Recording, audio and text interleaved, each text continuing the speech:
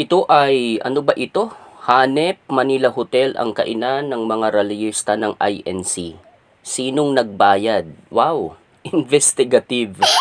Ito naman, may mga malisyoso na kesyo na ubos na raw budget ng INC kaya tinapos ng maaga rally. Ganon? Ganon ba yon? Bato sa langit, ang tamaan, huwag magalit. Patuloy ang pag-organisa at pagsasagawa ng mga rally sa bansa natin, sa EDSA, sa Luneta at kung saan-saan pa.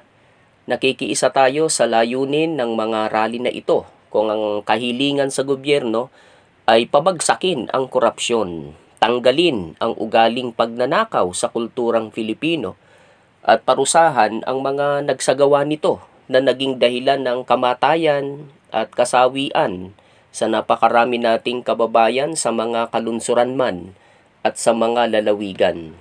Wala namang masama kung maghangad ang mga Filipino ng maayos na buhay na maaaring ibigay ng ating pamahalaan sa paraang walang nakawan ng pondong nakalaan para sa kapakanan ng mamamayan. Kung ito ay makukuha sa pamamagitan ng mga pagkilos, ay ipinapanalangin natin ang tagumpay ng mga rally na ito. Huwag lang sana na ito'y maging magulo, lalo pat madugo sapagkat hindi maganda ang kahihinatnan nito. Hindi rin maganda ang magiging impresyon ng ibang bansa sa ating mga Filipino.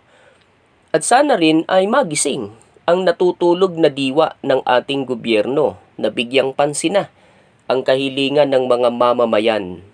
Kung hindi nila alam kung ano ba talaga ang kahilingang ito, ay makinig sila at manood ng mga kaganapan. Rally man iyan ng kung anong grupo, maliit na bilang man yan o may kalakihan, ay may gustong iparating sa pamahalaan ang mga iyan. Huwag magbingi-bingihan, pakinggan, aksyonan. Iyan ay kung tunay na naglilingkod sa bayan ang gobyerno natin at hindi lamang sa mga kaalyado nila. Ilabas ang totoong kwento ng korupsyon at kung sino-sino ang mga pasimuno nito. May mga pangalang itinuturo. Imbestigahan sila. Huwag pagtakpan. Gawing transparent ang investigasyon. Tamaan ang tatamaan. Parusahan, pagbayarin. Kasalanan naman nila yun eh. Iyan ang ikasisiyan ng bayan. Kaya nagtitiis sila, arawan, ulanan, sa rally. Nagsasakripisyo. Sa sakripisyo ng iilan ay buong bansa ang makikinabang. Sa mga nagsasabi naman na bayaran ang mga sumasama sa rally, depende po iyan sa nag-organisa nito at sa mentalidad ng mga dumadalo.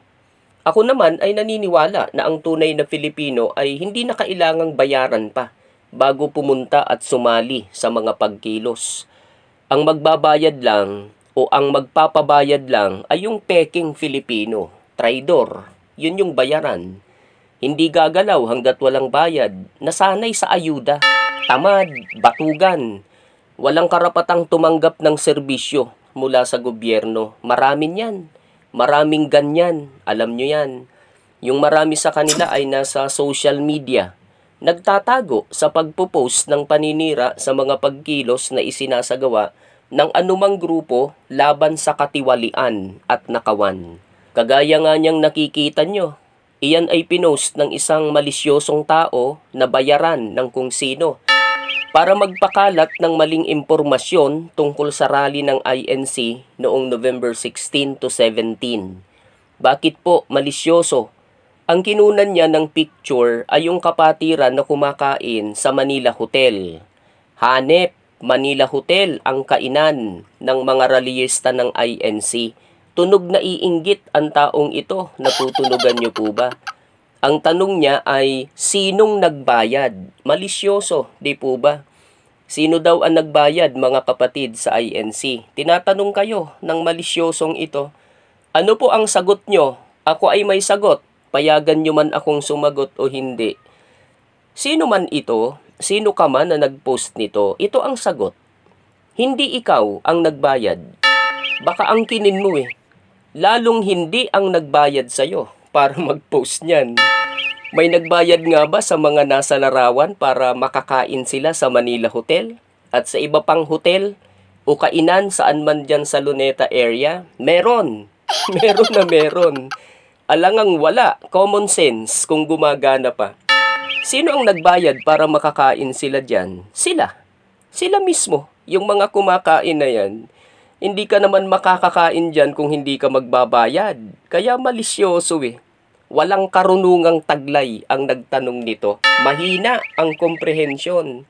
Repeater yata, nung nasa elementary pa. Huwag ka naman magagalit sino ka man. Medyo isip-isip ng kaunti kung hindi kaya ng husto. Subukan mong tanungin yung grade 1 kung sino kaya ang nagbayad ng kinain ng mga yan. Sasabihin sa'yo na yung kumakain mismo. Sus Mariosip tong taon to. Napaghahalata kita na pag kumakain ka sa labas o sa ganyang lugar ay iba ang nagbabayad para sa'yo. Abuso ang tawag dyan, tigilan mo yan. Magtrabaho ka para yung kakainin mo ay hindi ibang tao ang magbabayad. At mali ka ng akala na yung gawain mo na ganyan ay gawain din ng iba. Maling-mali ka dyan. Ito naman ang tanong ko sa'yo, magkano naman, ha? Magkano naman ang ibinayad sa'yo nung pinost mo yan? Yung nangontrata sa'yo, how much? Congratulations ha, dahil marami kang napaniwala, alam mo ba yon? Sino ang mga napaniwala mo? Sila na mga hindi rin nag-iisip ng tama na kagaya mo. Yung mga kagaya mo na slightly used ang, ayan, ano yan sa tingin mo? Manigas ka sa kakaisip. Pambihirang tao ito. Wala nang naitulong ay naghasik pa ng duda. Halata ka masyado, sino ka man. Analisahin pa natin, tulungan natin siya na makaunawa. Bakit kaya ang mga kapatirang nasa larawan ay dyan kumain sa Manila Hotel? Una, anong pakialam mo? Pangalawa, common sense ulit. Saan ka pa ba kakain kung dyan sa hotel na iyan umupa ka ng kwarto para tuluyan sa loob ng ilang araw para makasama ka sa rally? Lalayo ka pa ba? Aro, Diyos ko, kaawaan ang kaluluwa. Sa Manila Hotel ka tumuloy, lalabas ka pa ba para sa ibang hotel kumain? Aray ko po, mga anito. Bakit naman kailangang mag-rent? Umupa ng kwarto sa mga hotel malapit sa Luneta ang ilang kapatiran. Common sense ulit. Pangatlong common sense ka na ha. Nakakarami ka na, grabe ka na. Di na talaga maganda yan. Brain damage na ang tawag dyan. Call 911 na yan. Super emergency. Ba't di ka naman uupa? Galing ka pa sa probinsya. Ha? Laguna, Bulacan, Batangas, Rizal, Quezon, Cavite. Tawid dagat pa yung iba. Ano yon? Uwian ka, ganon? Uwi sa gabi, balik sa second day. Pambihira, napakahina talaga. Alam mo, sino ka man, may aral program ngayon ang DepEd. It's about reading and comprehension. Enroll ka. Baka sakali matuto ka ng reading a particular situation. Level up ng kaunti, parang ganon. May suggestion ako sa'yo. Dapat ay ganito ang ginawa mo para hindi ka nagmukhang kawawa sa pag-post mo niyan. Tinanong mo sana yung mga kumakain kung sino ang nagbayad ng kinakain nila. For confirmation ba? Nalaman mo sana ang totoo. Hindi bumanat ka batay sa instruction ng kumontrata sa'yo. Ayan, ang napala mo. Naawa ako sa'yo sa isang banda. Bayaran ka kasi Siyempre, dyan mo kukunin yung ipapakain mo sa pamilya mo, kaya katigasan na lang. Huwag ka namang masasaktan. Ganyang kita nababasa Desperasyon ba? Desperado ka.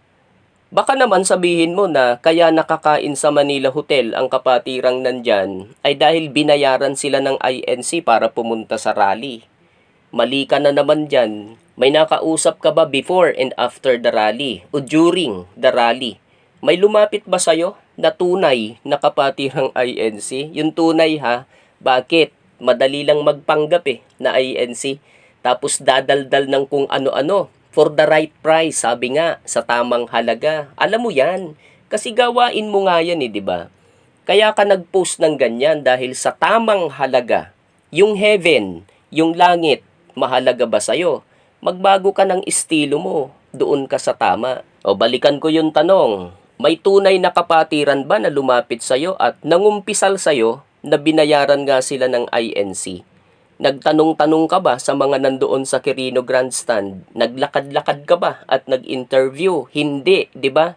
Kung ginawa mo yon ay baka nagkasalubong tayo at ako ang natsyempohan mong tanungin kung binayaran ako ng INC para sumama sa rally. Sasabihin ko sa iyo ng buong katapatan na saksi ko ang Diyos ng kalangitan na hindi, hinding hindi.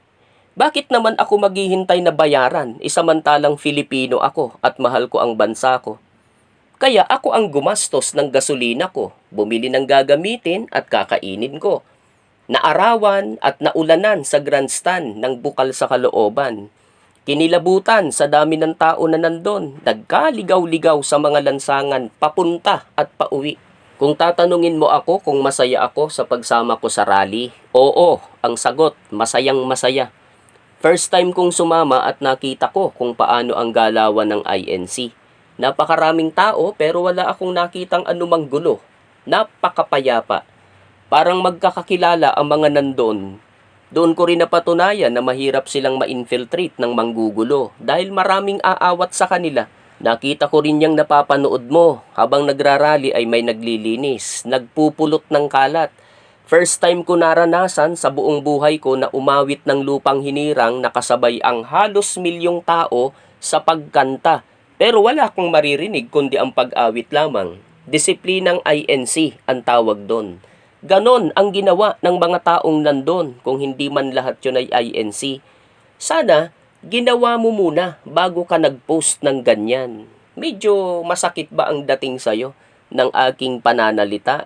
Yung ginawa mo masyadong offensive eh. Minsan yung mga ganitong paraan nababagay sa kagaya mo. Pero isi-share ko para sa'yo ang napakalumanay na sagot ng isang kapatid sa INC. Ayan, nababasa mo ba ang post ni Kaji? Sa tingin nyo, bayad kami. Hindi tama na husgahan nyo ang aming integridad batay sa inyong pamantayan. Ang pinag-uusapan dito ay paninindigan at prinsipyo. Ang pagkain o lugar ay hindi sukatan yan. Sa Manila Hotel pa, why not? Dahil karapat dapat kaming magpahinga. Lahat ng gastos namin, kami mismo ang nagbabayad. Tara, kain po tayo. Ayan na, alok ka tuloy, kumain. Hindi ko na daragdagan yan. Malinaw at buo na ang sinabi niya. Naunawaan mo na ba, ha? Ikaw po na nag-post niyan. Tagalog yan. Mahusay maghanay ng idea. Si Kaji. Maganda pa. Saan pa kayo? Di ko lang alam kung naubos niya yung lechon na nasa mesa. Ayun, nakikita niyo po. Sana all. Kami, ang baon namin ay adobo, kape, biskit, tubig, payong, at 3 bangkito, yung maliit na upuan, at santambak na pasensya at patong-patong na panalangin na maging mapayapa ang rally gaya ng inaasahan. Ganun nga ang nangyari. Kita nyo naman, beauty rest ang mga pulis. Well-deserved naman nila yan. Mahirap din ang magbantay ng kapayapaan, magpapanatili nito. Sa mga kapatirang sumama at sumuporta, congratulations po sa matagumpay na pagkilos. Sabi nga, salamat po sa karanasan. Kita-kits po sa susunod na pagkilos kailanman yun kung kinakailangan. Balikan ko po si nag-post niyan. Attend ka ng pagsamba ng INC. Pakinggan mo ang aral, doktrina ba, gaya nung kaisahan o unity sa INC. May matututunan ka. Lahat ng tao ay may pagkakataong magbago para sa sarili, sa pamilya, at sa buhay na darating. Ito naman ay komento ni Christine's dad. Salamat po sa komento nyo. Pareho po tayong may nabasa na ganyang komento ng kung sino man yon.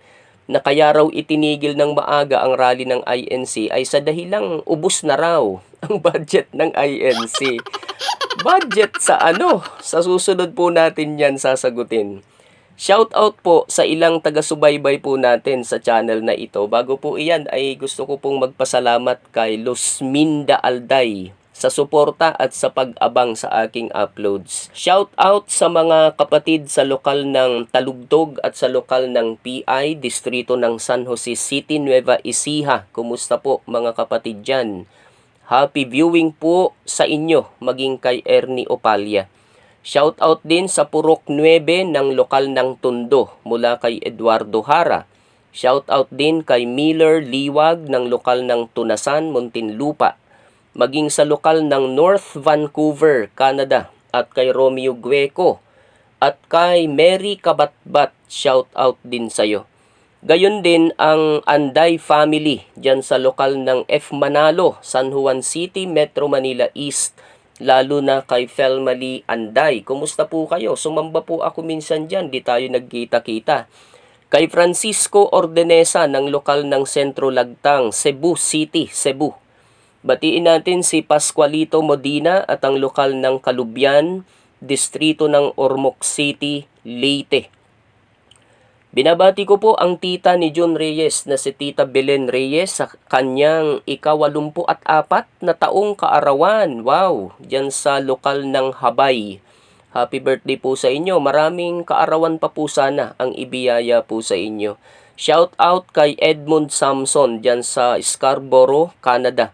Shout out sa lokal ng Bagong Bayan, Taguig City at sa kanilang bagong destinadong pastor at sa kapatiran dyan maging kay Cherry Manzanares. Shout out sa Scan, naka 3 days daw sila sa rally, sabi ni Patrick Mojica. Congratulations po sa inyo. Shout out din kay Lino Suyaw ng lokal ng Haro, Iloilo South. Maging kay Ramil de los Santos na dumalo sa rally for transparency.